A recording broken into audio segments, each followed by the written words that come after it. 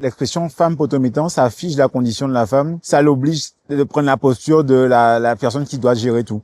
Quelle place la femme occupe dans la société?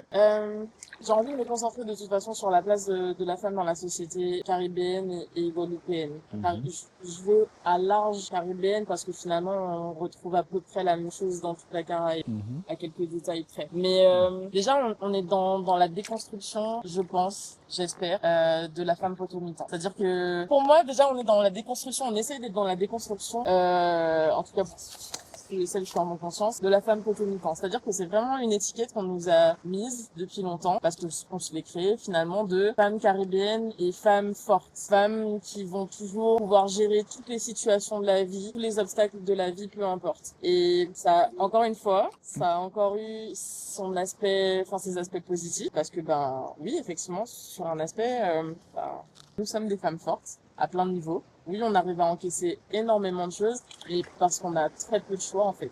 Et est-ce qu'on a le droit d'être des femmes avec une certaine faiblesse, avec une certaine sensibilité? J'ai pas l'impression qu'on nous laisse cet espace. Est-ce que tu dirais du coup que l'expression femme potomitan, ça affiche la condition de la femme, ça l'oblige de prendre la posture de la personne qui doit gérer tout? On nous met vraiment, dès le départ, un poids immense sur le dos, à partir du moment où on se dit, oui, une femme caribéenne, c'est une femme forte, qu'est-ce que ça peut bien lui faire qu'elle se soit fait tromper, qu'est-ce que ça peut bien lui faire qu'elle ait fait des enfants et que son mari l'ait quittée, qu'est-ce que ça peut bien lui faire qu'on puisse lui faire ci, ça, qu'on puisse lui enlever sa maison, qu'on puisse lui enlever ses enfants, lui enlever ses droits, peu importe. Elle va gérer derrière, pas de souci, elle va se lever le matin. Donc c'est une réalité quand même. Mais parce que Ça devrait pas l'être. Ouais. ça devrait pas l'être, mais ça l'a été pendant très longtemps. Et justement, je parle de déconstruction parce que au fur et à mesure, on se rend compte que non, c'est pas notre place en fait, que on nous a obligés, mais que la réalité en tout cas des choses aujourd'hui fait qu'on évolue, on a évolué, on continue d'évoluer et que même dans nos relations humaines, on arrête d'être justement la femme qui doit